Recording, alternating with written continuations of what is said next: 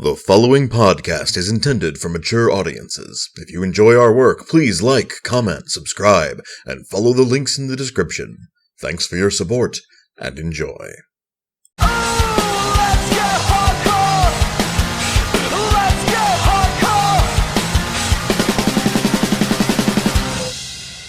Greetings and salutations, listener. It is I, Eric J. Chucci, joined as always by my fellow dog in the yard, the boy.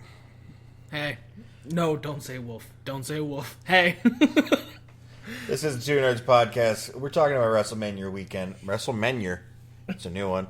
And we're leading off with the way our Wrestlemania Weekend started, I guess we kind of watched a little bit of the Hall of Fame. Hall of I Fame. watched most of it, but at the same time, What the fuck is there to say? man, it sure was heartwarming to hear those stories and listen to Ron Simmons and JBL give Teddy Long shit for being cheap. That's about it. Kurt Angle's speech was nice. Oh, good. We got that out of the way. Yeah. Now on to the next thing. NXT TakeOver. Actually, let's give him a little bit of background. Just a little bit of background. Okay, a little bit. Listener, as you may know, I wasn't really looking to come back into watching wrestling when Billy transitioned into the great beyond, which is writing a whole lot. He's not dead or anything. I think he does another podcast now. I don't know what its name is, though. I don't know. Billy, if you're listening, comment. If you're one of the listeners' many forms. Plug yourself in the comments. Just go ahead. You have my permission. All the links you want. Nothing porny. Anyhow, I wasn't really looking to get back into wrestling at the time. I was still pretty not infatuated with the product that the E's putting out. But, podcast needs two people. Otherwise, it's just a sad, lonely man. I offered to do the One Nerd podcast. Yeah. But one nerd, one mic did not go over well in this household. We try to limit those One Nerd podcasts. And I'm not going to say that there haven't been good shows since I returned. There have. Shows I've liked a lot. But WWE in general has just waned really hard.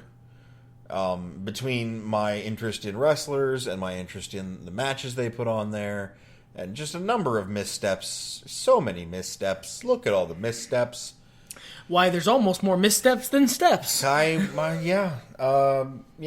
wasn't looking forward to this. Places it's starting to look like tracks. You know what? If you get that reference, you leave it in the comments section, and I'll do something nice for you. So I wasn't looking forward to this. I was at first, but then they moved Alexa Bliss's match off the card in favor of more Pitbull concert, and I looked at the rest of the card and went, "Oh God, this isn't very good." The Alexa Bliss match was really holding it together. It was the spoonful of sugar that helped the medicine go down. I'm not going to say the rest of the thing I told you. We'll leave that for the listener to wonder about. But Oh, yeah. they put it back on the card, and I was in the room anyway. But Boy and I said, you know what? Let's watch NXT TakeOver because I like NXT. And I like NXT. And on the off chance that WrestleMania was the absolute garbage pile White thought it would be, and I thought it would be to a lesser extent, we could talk about NXT TakeOver. But we're talking about both, so take from that what you will. Leading off with NXT TakeOver Orlando. We started off with, Ty Dillinger, Ruby Riott, Roderick Strong, and Cassius Ohno versus Sanity. And, alright, full disclosure, I don't watch NXT that much. It's better wrestling than WWE, but the problem is I watch WWE for the podcast, and I try and keep a rough eye on the weekly shows, and I only have so much tolerance for wrestling. I prefer to spend most of my time playing video games or watching various other things. So WWE takes up that slot. The main roster does on average. So I don't watch NXT all the time. I was trying to catch up from months ago, but good lord. You got to jump in. There's no catching up. Yeah. And Sanity's fucking awesome. Their look is great. I don't care for their entrance music. No, their look is awesome. Their look is amazing. Great. In the ring, they're great. I think this is the best gimmick Eric Young has ever had. I can't dispute that. However, I can dispute that it is the best gimmick Killian Dane has ever had. That's just not true. he'll always be Big Damo. Yeah, to me. I'm glad to see Big Damo there, even if it is at the expense of our hometown, local boy in any way, whose name escapes me. I keep forgetting it all weekend. The guy he replaced. It'll either come to me later, or you can look it up on Wikipedia. Don't say it like that. But God, yeah, this match was fantastic. Like, it was the second best match on this card. Maybe third. That's a tough one. All the matches on this card were good. Yeah. Ranking them would be very difficult for me. I know what the worst one was, but I don't think it was really the worst one. It was the least great. It was the least goodest. It was still excellent, but it was the least goodest. This was not that. This was an excellent starting match. Great, nice, fucking fun tag match to start off TakeOver. Sanity ends up going over, and all the people in the match look good. I hate Ty Dillinger less and less every time I see him wrestle, despite the fact that he is a cancer on fan chants. It's annoying. Like, it really is, the whole 10 thing. And, it's not annoying when they chant 10 when he's doing cool things. That's sure, fine. That's fine. Chant. It's annoying when since the Carnival Days tradition of counting up people getting punched or chopped or whatever, 1, 2, 3, it's just them saying the word 10 over and over like they're all too stupid to count. And they're just trying to say what they want to happen. But, there actually wasn't that much of that in this match. No. I mean, they were mostly chanting for him. That stuff came later in the night and then at WrestleMania. This match was mostly a bunch of fun spots, I would say. Now, this is the first time you've seen, and my first time for seeing Roderick Strong specifically, but this is the first time you've seen a lot of these guys in action. A lot of guys who actually have kind of, Yeah, not Chris Hero. And not Ty Dillinger, but like Ruby Riott, I understand she was a TNA talent. Yes, I've never seen this person before in my life. The little girl, the little girl, yeah, the little short stack that was hanging around with Sanity. Hi. I haven't seen her in action before. I've seen Big Damo, of course. Yeah, good old Big Damo. Alexander Wolf and Eric Young. I've probably seen them somewhere, but I think Wolf is new. They didn't make an impression if I have. Eric Young has had a completely different gimmick. He's usually a fucking goofball, and not in a good way. No, Eric, this is better. This is fantastic. They work really well together. Their gimmick is great. They have a cute friend. Honestly, all these guys I was down for. Yeah, good match.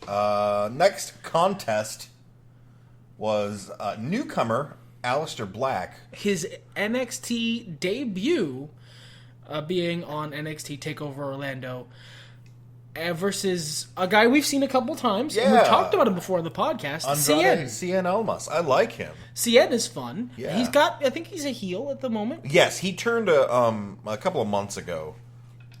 He's got a good heel heat thing going on. I like his current outfit. In this day and age of fedoras are always a good move if you're a heel.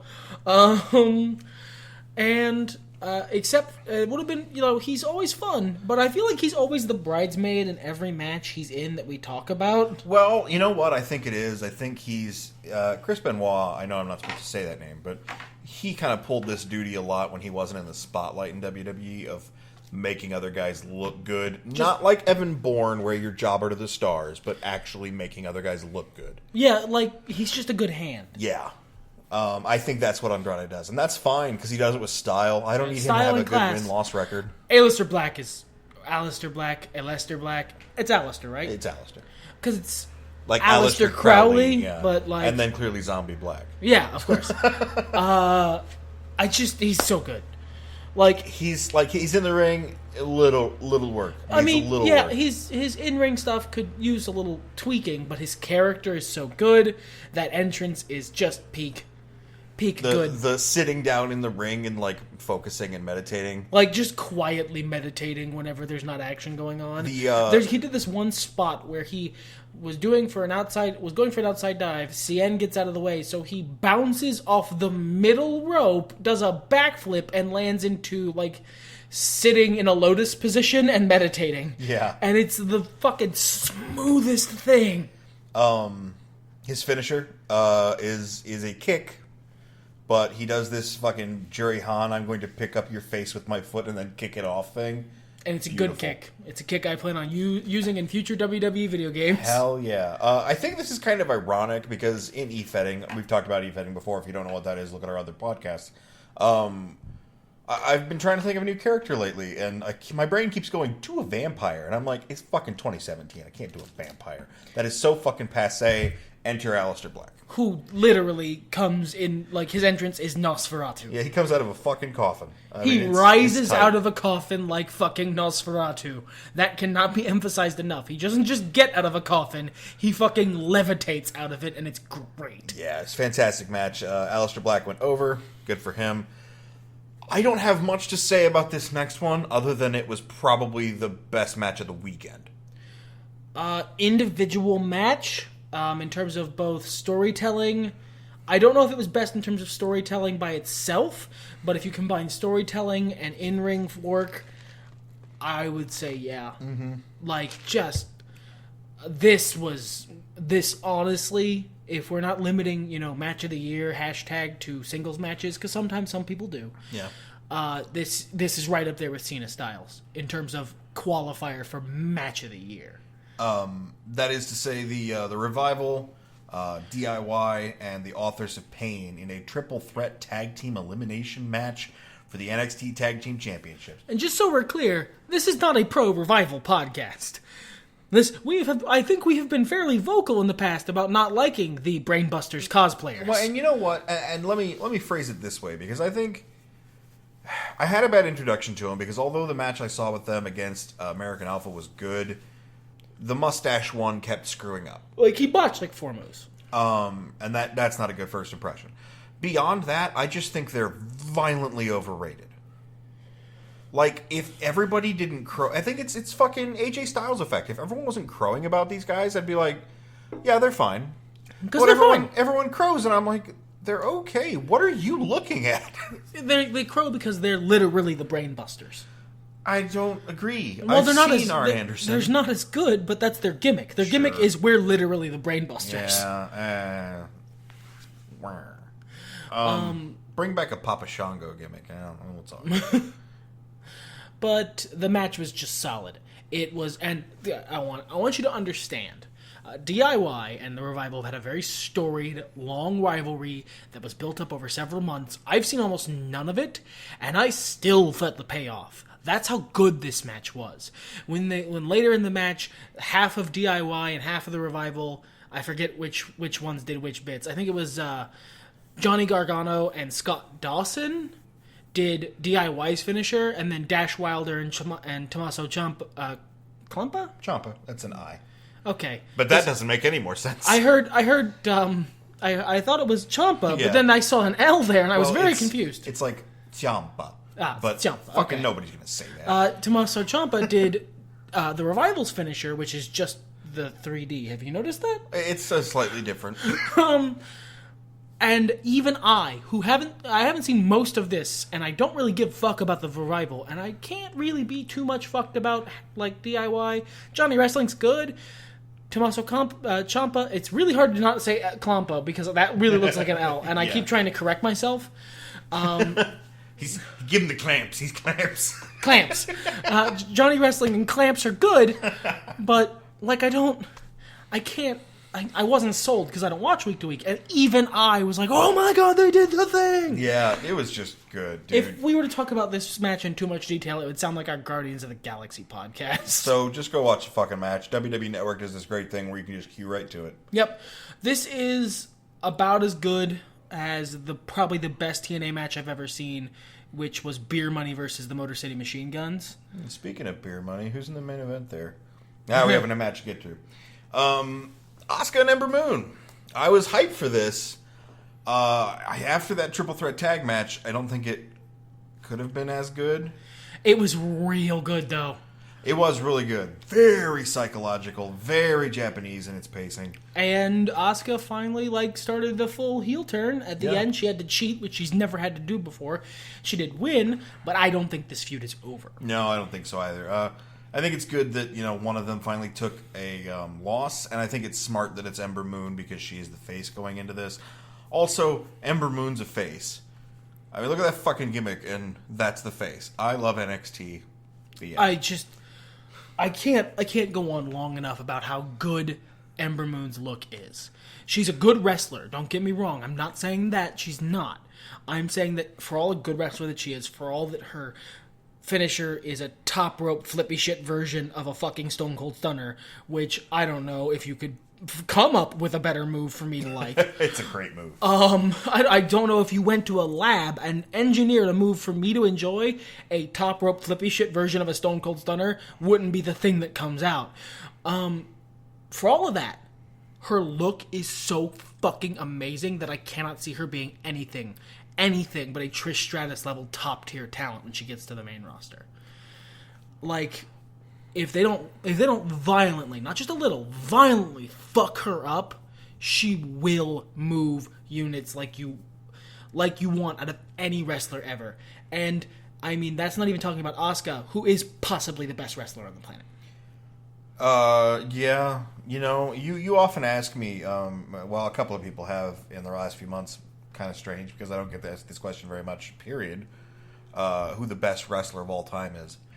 And, pretty easy, I can pick between two, that being HBK and CM Punk, but, man, Asuka's really good, though. In terms of currently active talent, if she's not number one, she's in the top 5. Easy. Shit, yeah, hands down. But this was an okay match. It wasn't the match I wanted, but I think they're going to give me that later. Yep, and I'm going to be there for it. Anytime these two fight, can this be John Cena, Randy Orton? Can these two just #fight forever?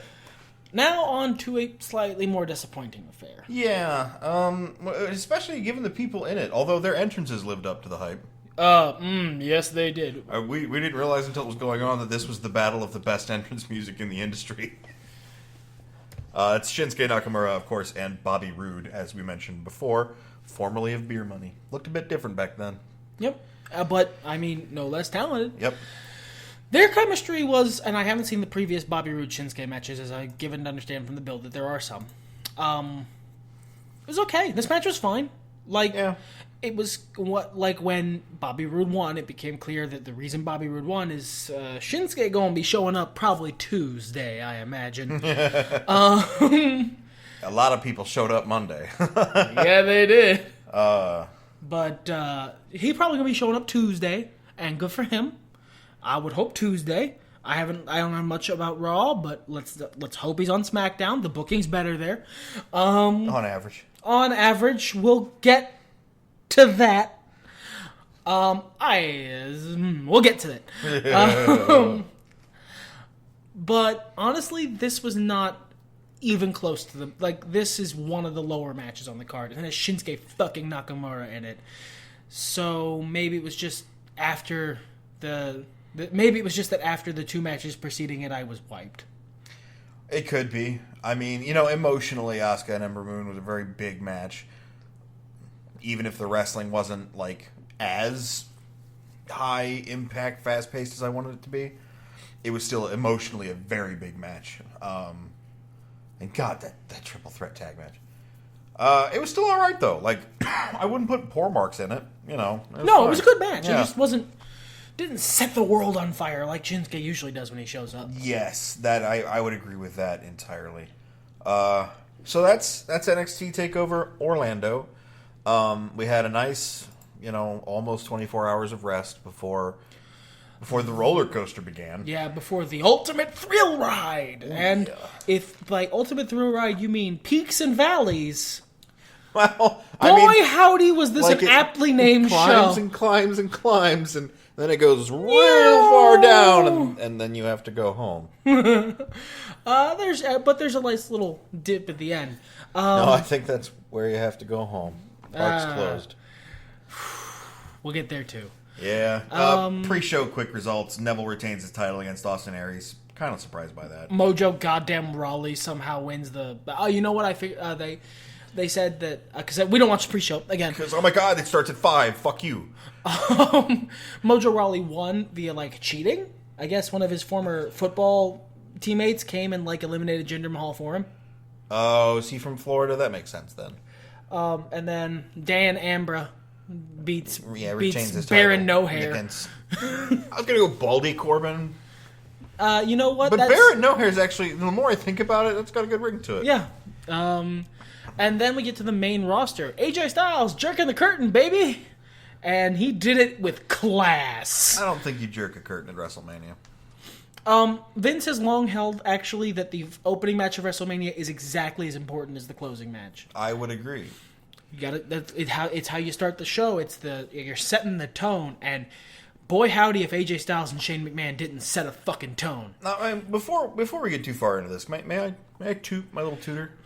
Toot away. All right, Tootsman. So I can't really say for one of these matches because it depends on if I had been optimistic or pessimistic at the time. But seeing as how I wasn't looking forward to the show, the reason I don't do predictions, why we don't do fantasy booking much, is because I don't like to get more interested in my own ideas and thus disappointed by what the WWE turns out. Which, by the way, is I think over time I've come to realize is pretty much the problem with 80% of all internet smarks. Oh, I'm sure. It's just they get too high on their own supply and too in love with their own personal fantasy booking, and then when it's not their personal fantasy booking, they get all salty.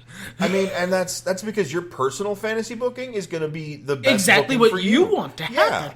So if you think that's going to happen, if you manage to convince yourself that's what's going down, of course you're going to get disappointed. I noticed that I had started doing that, and I was able to tolerate this product for a lot longer than I would have been if I'd kept doing it. But I was so not looking forward to this, and kind of inspired by What Culture Wrestling. I was like, well, what if the boy and I did a pre-show prediction thing? And I thought of all of these matches. For whatever reason, I forgot about Randy Orton versus Why Bray didn't Wyatt. we do that? That would have been fun. You didn't bring it up. I think you and I had a long conversation, and that dominated my mind. Fair enough. But anyway, the only match I forgot to call in advance was Randy Orton versus Bray Wyatt. Are we concluding things on the pre-show? No. Okay. So, if we're not including the stuff on the pre-show, really? You didn't call Dean or... well, I actually... Everything but the Honor the Joint Memorial Battle Royal? Oh, no, I called that too. You called that from Mojo? Yeah. It was stupid enough to happen. I mean, fair. So, and you're saying that... go ahead and tell them what... I was right about everything. I was right. Except, like I said, Randy Orton versus Bray Wyatt. And that would have come down to me being an optimist or pessimist. That's a 92% accuracy rating. If we assume you were wrong about... Assume you called the wrong. Assume I was feeling good, and I said assume Bray. you were feeling good. Said Bray. You have a 92% accuracy rating with this card. With WrestleMania, yeah. And I'm talking twists and everything. I'm talking the stuff that surprisingly happened in match 7 of these 13 matches, and I'm talking about the stuff that happened after match 13. So yeah, good on you. Horn tooted. So, AJ Styles and Shane McMahon had a match that was surprisingly good. He didn't jump off the roller coaster. But he did do a lot of really cool shit that we didn't think Shane McMahon could do. Yeah, he Shane did some McMahon, cool shit, man. in the year of our Lord 2017, did a fucking shooting star press. A good one. Yeah, it wasn't like Brock Lesnar's. It's almost like Brock Lesnar's. Because he had the exact same positioning of legs set wide, trying to get maximum rotation, and I had a flashback, like a nom flashback to Brock Lesnar's shooting star press. I was like, oh no, Dad, he's gonna die. But It's not how you want to start WrestleMania with dead dad. with dead Shane McMahon. No, that's not how anyone should want. But then it was a good match. It was a fairly decent match in terms of length. I think the striking was kind of shit. Well, it's in the fucking early Shane. match. Well, it's Shane and it's AJ Styles. So. They both have shitty striking. So, but it was surprisingly decent. Yeah. Which I feel like we keep saying about Shane, so maybe it should stop being surprising. Well, okay, so back in the 90s when he was good, well, quote unquote, it's because he was a spot monkey. He did 3 things that were really cool, and we all knew it, but we liked it. Yeah, do the thing. And he still does about 4 to 5 things that are really cool. But he managed to pepper it through with a couple of new things, a couple of, decent... Also, he wears a big jersey still, and I don't know why. If you've seen, like, Muscle and Fitness or, like, social media posts, this fucker is like Kylo Ren. He's shredded. All right. Is that so? The boy. You say Shane McMahon has like an 8-pack, huh? Yeah, definitely. Look, I'm not currently doing a weird little fun dance. Well, you did use his entrance for a long time in WWE, yeah. So that joke goes deeper than I thought. Anyway, Yep. AJ Styles wins. Moving on. Kevin Owens versus Chris Jericho. This match was the match it needed to be. Yep. Didn't overstay its welcome. Actually, Solid I think work. this is the best wrestling Chris Jericho's done in a while. Yeah, well, I mean, to be fair, he's got a good opponent. And the worst wrestling he's done in a while, he had AJ Styles. No, I know AJ's actually a fairly good wrestler. It's just... Sometimes you got bad chemistry, man. Yep. Whereas these guys have amazing chemistry, as we've seen over many months at this point, and it extends into the ring. They had a good match. Kevin Owens went over, which is the right call. I don't really care much about this match, so move on. Yeah, I mean, well, and that's... Look, we're not going to talk about WrestleMania as much in general because it was a good show. Yeah. Spoiler alert, it was probably one of the best WrestleManias in the last few years. Yeah, I would agree with that. There have been others who said best WrestleMania in the last 15 years. No. I don't know that I'd go that far, but I would say, like, best in the last few. I'd say this was a solid A pay-per-view, B+ WrestleMania. If you're holding WrestleMania to a higher standard, I do. I understand.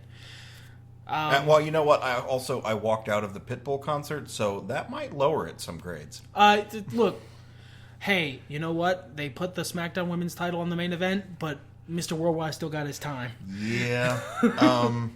Anyway, the women's Fatal 4-Way Elimination match for the Raw Women's Championship. Nia Would Jax have been perfect if they hadn't fucked up the booking a month ago. Yeah, Nia Jax, Sasha Banks, Charlotte Flair, and Bayley. Bayley goes over. Really solid match. They do this thing. They do the thing from NXT TakeOver where all of the other participants in the match gang up against the big guy, and they did like a Shield triple power bomb to Nia Jax, which is 3 of the 4 horsewomen doing a Shield triple power bomb, which is nice. Pretty tight, yeah. To Nia Jax, and they all piled on and pinned her at once, which is pretty great. Charlotte was the best I've seen Charlotte. Like you said that Charlotte was going to suck before, and I was like, no. There's no way she sandbags at WrestleMania. And she didn't. She actually tried, and so it was really good. Because she's really good when she tries.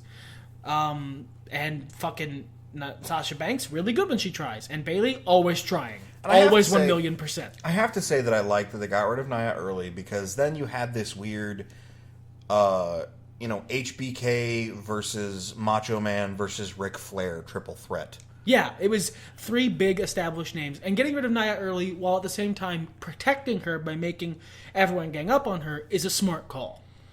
Both parts of that are a good call. This was a good match. Yeah. It would have been perfect if they hadn't fucked the booking up, Sure. but with the booking they had going in, this was a smart call. Next match is the triple threat tag team ladder match for the WWE Raw Tag Team Championship. And it was shaping up to be a match I didn't care about, but yes, probably fun. Enzo Amore and Big Cass were going to do cool things. Cesaro and Sheamus were going to do cool things, and I can't hate the club anymore because Southpaw Regional Wrestling is amazing. Ladder match is nice. I mean, you gotta like a ladder match. Yeah. To start things out, and God, fuck, if you guys are coming to us for news, are you behind? But New Day comes out. We'll do it upright. Shit, I didn't even talk about the New Day at the beginning of this. This is what started this whole thing off on a good mood, because I'm sitting there like, meh, WrestleMania, meh, meh. And here fucking come the New Day, dressed in Final Fantasy outfits, with like, Moogles and Chocobos everywhere, and I'm like, why are you flirting with me, WrestleMania? Turns out, because Final Fantasy XIV was a sponsor of WrestleMania, excellent job picking a sponsorship, excellent job picking someone to represent that sponsorship, because fucking Austin Creed has legit nerd cred. That was a good start. Anyway, they come out without their outfits, they're stripped down to their ring gear, and they're like, ha ha ha. This is now a fatal 4-way. I wonder who could be the final team. And then the music hits, and Matt and Jeff Hardy hit the stage, and It was great. Now, they were wearing their ring gear from the Attitude Era. They weren't wearing their Broken Hardy's ring gear. I mean, Like, Matt didn't have the weird coat, and Brother Nero was nowhere in attendance. It was Jeff Hardy. Yeah, that's fair.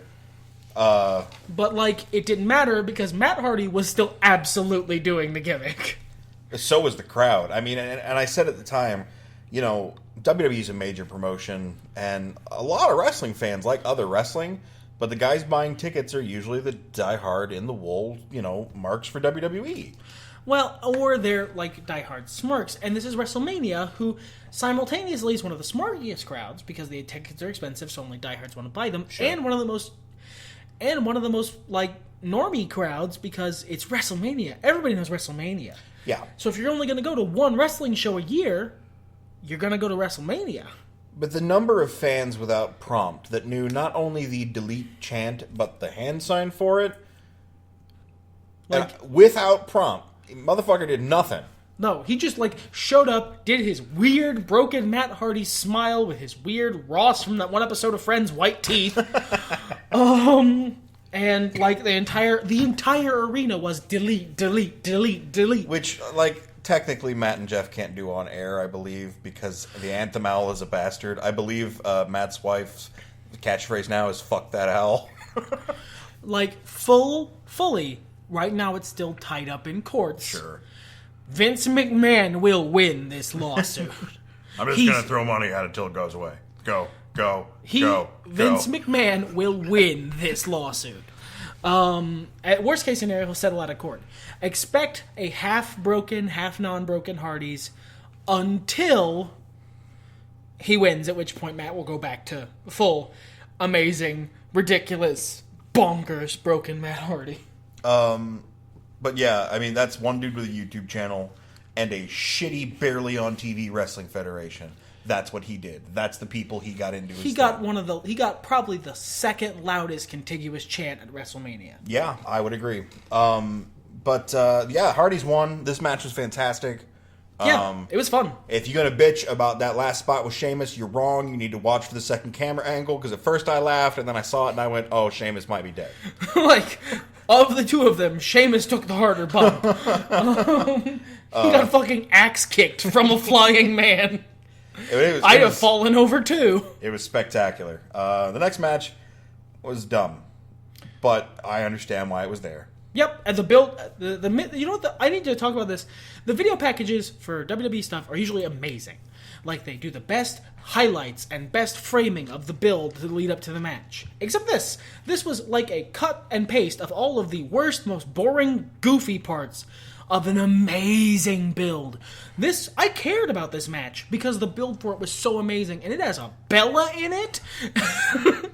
And I cared. I actually was invested in this match because John Cena and The Miz have been going to absolute fucking war.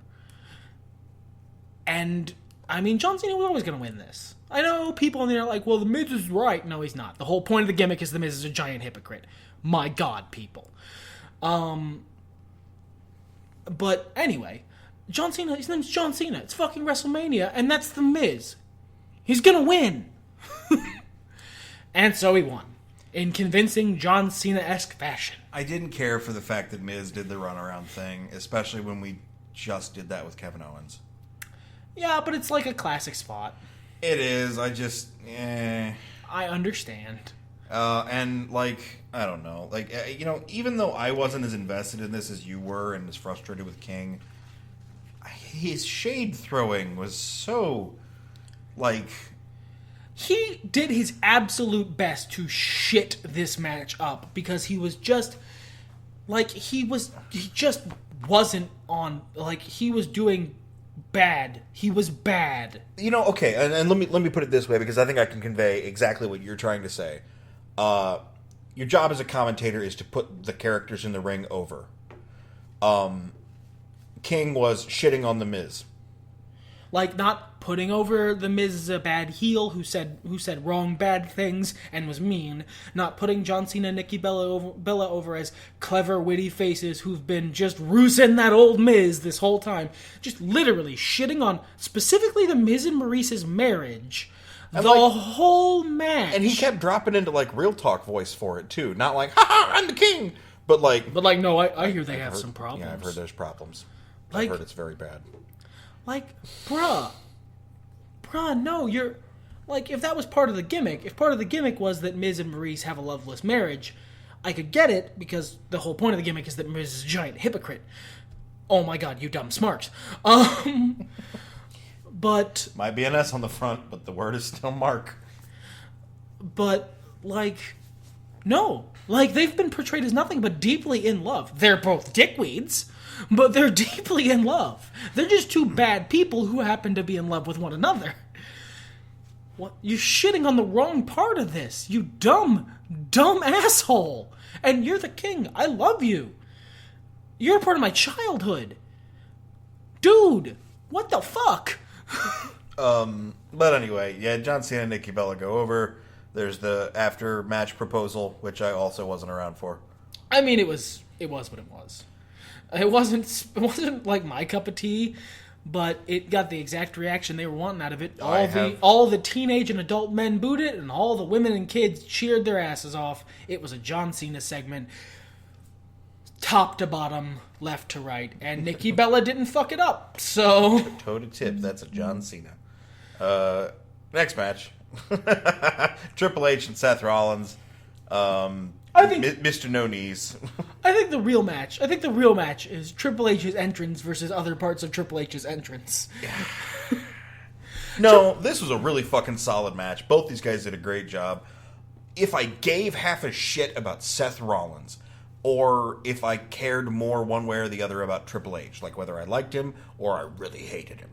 But, like, there's been this weird, like, dichotomy. I hate Triple H in the ring, like, not as a wrestler, but, like, as a character. No, he's a fucking quality talent. He's fantastic. But, one of the best wrestlers ever. I love him outside the ring because he brings me sweet NXT. And he's an amazing booker, and he has a good long-term view of the business. Paul Levesque is an amazing booker and a genius. He is the cerebral assassin. Triple H is, I maintain, and I've said this for years before y'all get on my internet dick, one of the best characters in wrestling history. He's incredibly consistent, he's incredibly well acted, and he's always Triple H. And I'll add to that, you know, even though I might not be a big fan of the character, I've never said anything bad about the guy's acting. I always 100% believe him. When he gives his big authority speeches, they're usually pretty good. I'm tired of seeing him. But you only really see him once a year these days. He's transitioning into more of a WrestleMania spectacle talent. Sure. And I think that's the right spot for him at this point in his life. And this whole gimmick was perfect. This whole gimmick was perfect, Triple H. I'm not afraid of you. I can destroy you anytime I want. I will fight you once I've had many weeks to attack you from behind in a match where I can cheat. Like, it was absolutely perfect Triple H. There's tiny things that are perfect Triple H in the match. The psychology was on point. Like, yeah, the psychology was absolutely on point. This is what I wanted from Ember Moon and Asuka. Yeah, it was an excellently told story. Mm-hmm. There's a bit in the middle of the match, it's the tiniest thing, where Seth Rollins gets Triple H in a crossface, which to date he's lost 2 big WrestleMania matches to smaller technical talent with crossface specifically. Daniel Bryan and Chris Benoit. We gotta stop saying his name, otherwise they're gonna come at us. Chris Benoit, come at me, bro. But, like, and in the Daniel Bryan match, they did a little storytelling about the crossface.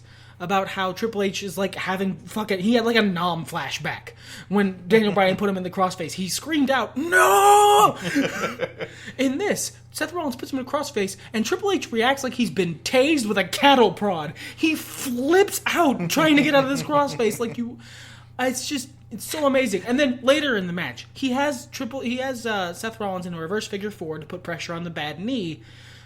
And Seth Rollins, trying to get a chair to kill Triple H with from under the ring because they're outside the ring, grabs a sledgehammer and just throws it. And it happens to land in Triple H's line of sight. And Triple H, so enamored with his beloved sledgehammer, forgets that he has Seth Rollins in his submission move and just lets go of it to grab the sledgehammer with which he could commit murder if he wanted.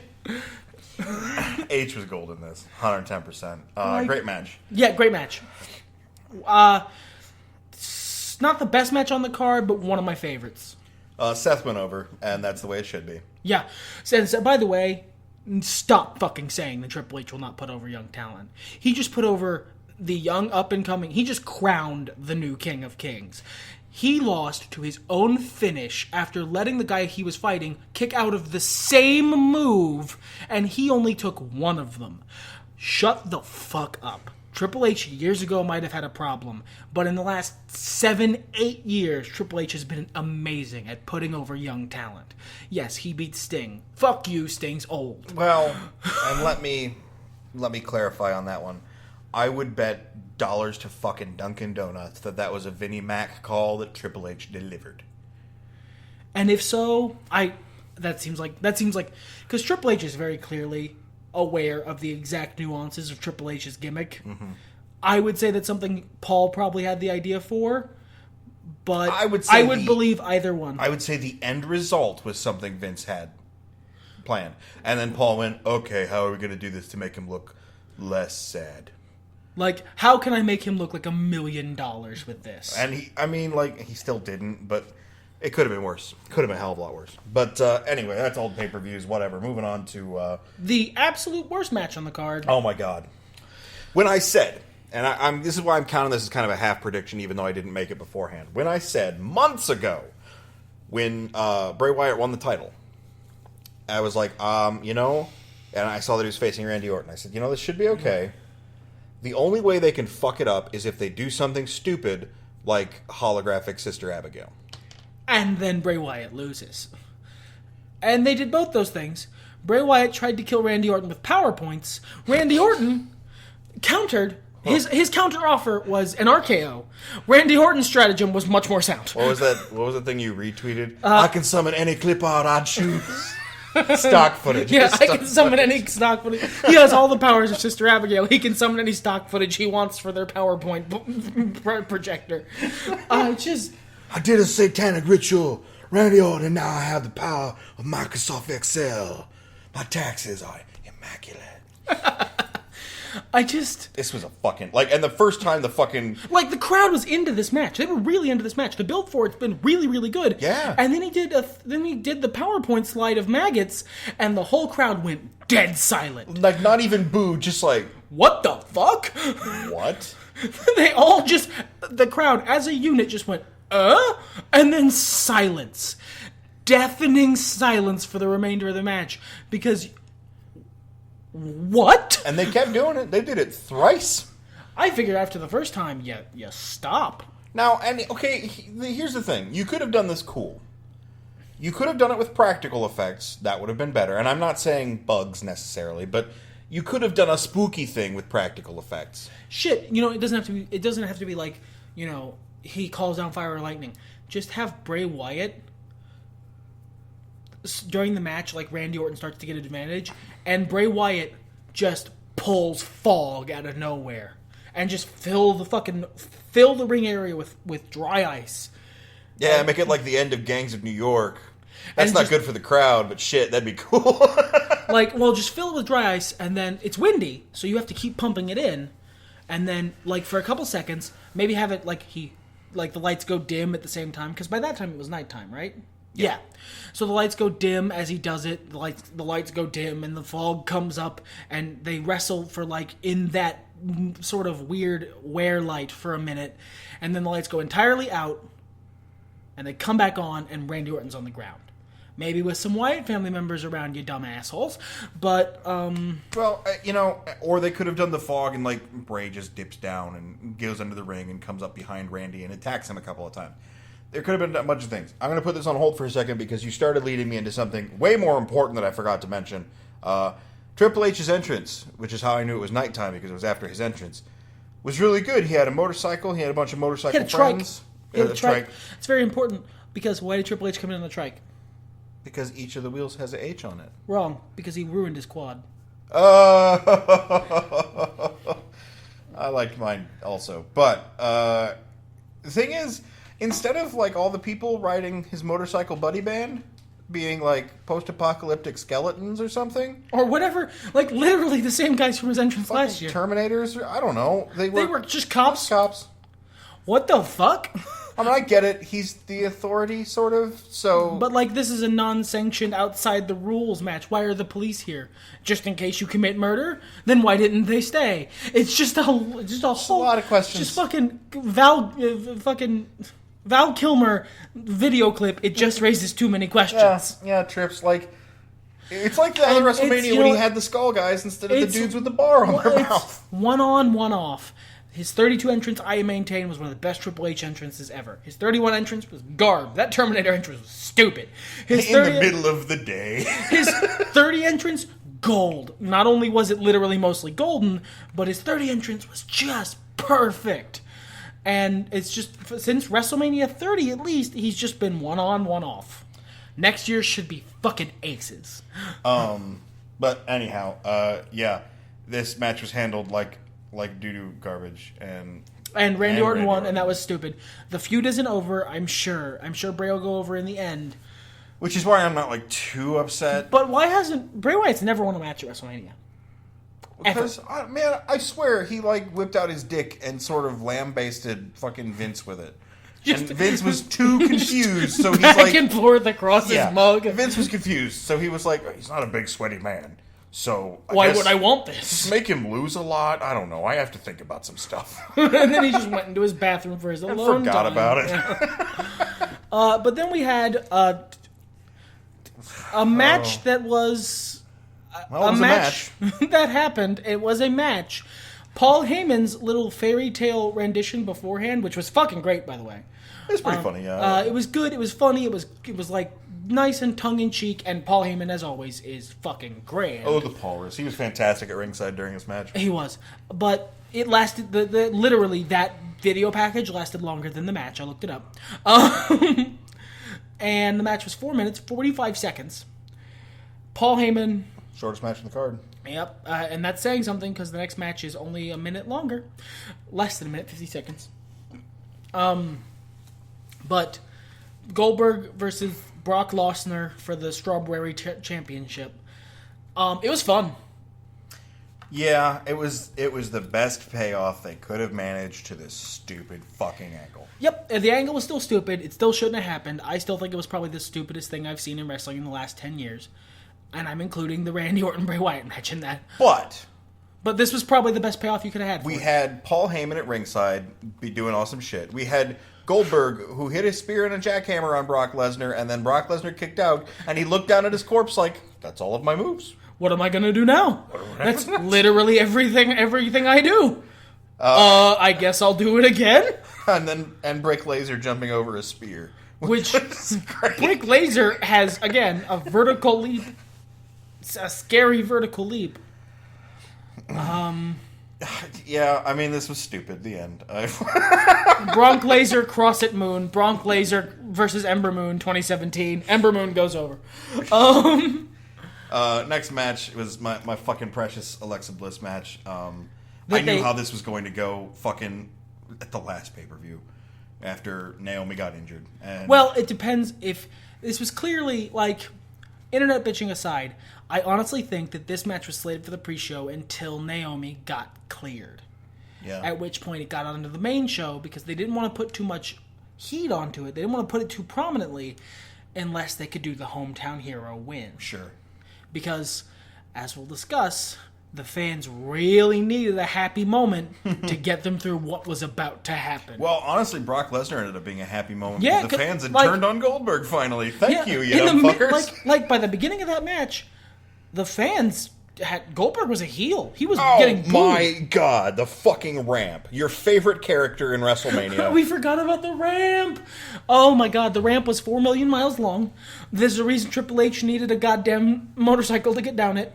I'm sure he would have been fine. Most wrestlers were just fine. John Cena even ran. He raced Nikki Bella. He ran, and then he caught up to Nikki Bella, and Nikki Bella was like, okay, well, you caught up, you can stop now. And he looked at her and said, and I'm pretty sure this is a quote, I can't stop, you gotta run. And then they both ran. You don't fuck with the Deke. Like, you don't fuck with the Deke, I'm sorry. Elbows all day. But fucking Goldberg, Boy and I were like, man, well, how far down the ramp do you think he's going to get before he gasses out? Turns out about 60% of the way down the ramp, he fully gassed out. Man. And they had to, like, they ran a little video thing and, like, tried to delay the beginning of that match so that Goldberg could catch his breath. And, like, I was concerned all night that, like, for all Goldberg was going to gas out, Undertaker's entrance would take fully 45 minutes. Yeah, like, I don't know. If you guys play the games, Undertaker's entrance in the games, I mean, you've seen him in real life, too, but, like, you don't really know how long it is until you're sitting through that entrance multiple times, and you're like, okay, all right. Wrap it up, Billy Spooksman. Did we need the 10-minute intro? No? Okay. Wrap it up, Murderous Mark. It's okay. Anyhow, the women's match I did want to mention before we move on to the main event. First of all, I'm really glad it got that point on the card after both main WWE championships. That's fantastic. It was clearly the cool down match between the main, the two biggest matches on the card. But all the action was great. Everybody did a really good job. And you know what? I feel this needs highlighting. People are bitching it only got like 5 minutes, and I understand bitching about that. But one, it was placed really highly on the card, and two, it didn't feel short. No, I'm surprised it was only 5 minutes, honestly. Yeah, that match it had a natural flow. They worked well with the 5 minutes they had. Yeah, I thought it was really good. So, the main event. So, the main event, otherwise known as Old Yeller. Yeah. As a match. All right. We need to talk about two different kinds of as a match. As a physical contest between two athletes, I feel it was on par with Seth Rollins v. Sting. Yeah, it was. That's about fair. It was okay until a man could not do. And then another man helped that man. As best he could, but you can only do so much when a man cannot do. This being slightly worse because one of those mans was much bigger than the other, and it was the one who could not do. And it wasn't the best match. There were a couple in terms of like actual physical contest. There were a couple botches. They botched a tombstone reversal, which is good because Reigns is pretty much a lot shorter than the Undertaker, and I'm pretty scared of what would have happened if Reigns had tried to tombstone him. Oh, that yeah. They botched a couple of things, minor things, but it honestly that sort of added to the other part of the match we need to talk about, the storytelling, which was. And I'm sorry, Smarks, you're wrong. Fucking perfect. Boy made the observation before the match that all titles had changed hands. And I, with my cult in my head went, all titles will change hands. That including the title of Large Dog. Biggest canine in charge of the garden. Yes. This is his garden now. He's a very large dog indeed. God, like, I don't feel qualified to talk about this. The storytelling of this match was perfect. Yeah. Like, I don't care if you disagree, you are blinded by haterade. Full stop. This was great. Well, and hello, over here, it's me. I don't care for Roman Reigns. I don't blindly hate him, I just don't care for him. If you were to say, would you like Pepsi or Coke? I would say Pepsi. If you were to say, would you like Roman Reigns or most other wrestlers? I would say the other wrestler. That's the extent of it. He doesn't hate Coke, but like... I will drink a Coke. I'm drinking a Coke right now. He's just not preferential for it. No, yeah. I would prefer other people. But, no. Shut up. Quit it. This was grand. This, honestly, Roman Reigns came into this match a heel, and Roman Reigns isn't a heel. He's not a face. As much as you like to meme about it, Internet, he's not a good guy. He's not a bad guy. He is the guy. And it's a funny meme, I know. It's real good. It's a real good, funny meme, but it's also true. He's a tweener, and he's probably the biggest tweener in the last 10 years. If they are fully comfortable with you cheering or booing Roman Reigns, he moves fucking numbers in terms of merch, so I don't care how much you boo him. He's gonna stay right where he is. And he started this match, he went into this match heel. He worked heel for the majority of this match, and if you can't see that, you're blind. Even the end of the match, even the ending of the match, He was a reluctant heel. Like, not as in he didn't want to be a heel, as in he was the heel. He was fucking stunting off on The Undertaker, yelling at him, talking shit. He was like, at the end, Undertaker was doing the Shawn Michaels at the end of his last match thing, where he was clawing up Roman's legs, grabbing onto his belt, because there's no quit in him. That's the deal. And Roman just shoves him off and just pie faces him a little. And it's just the coldest shit you've ever seen. Oh my god. If you think Roman Reigns wasn't a heel in this match, you're blind. And then... I don't usually deal in absolutes, but like... Yeah. That's like saying if you thought that fucking Kevin Owens was a face in his match. Like, it's just obvious storytelling. And by the end, he's a heel, and not even he wants to be the one... Not even he wants to see The Undertaker like this. Even the bad guy, doesn't want to see The Undertaker in this state. So in the end, he has to put him down. And he did. And then he left. He had his moment where he does the pyro for the video packages, and he didn't look happy. He was grim. It was, I did it. I told you I would. That happened. Yeah, there was no smirking Roman. There was no celebration. It was just, well, that's done. Like, that's what was going to happen. It was dirty work. It was mercenary work, but he did it. And then the post-match happened. This is the Two Nerds podcast, not the Two Men Weep Gently Against Each Other podcast. Watch it. Yeah. Watch it. If you have any love for the wrestling industry, if you have any love, any respect for the wrestling industry, watch. Even if you don't care about Roman. You hate Roman. You think Roman's the worst wrestler ever. I'm not going to comment on that opinion at the moment. Watch the post-match. Skip to the part where Roman's already gone, because you have to.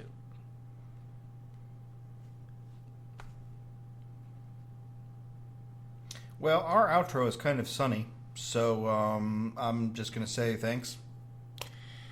Yeah. Fuck it, let's get hot.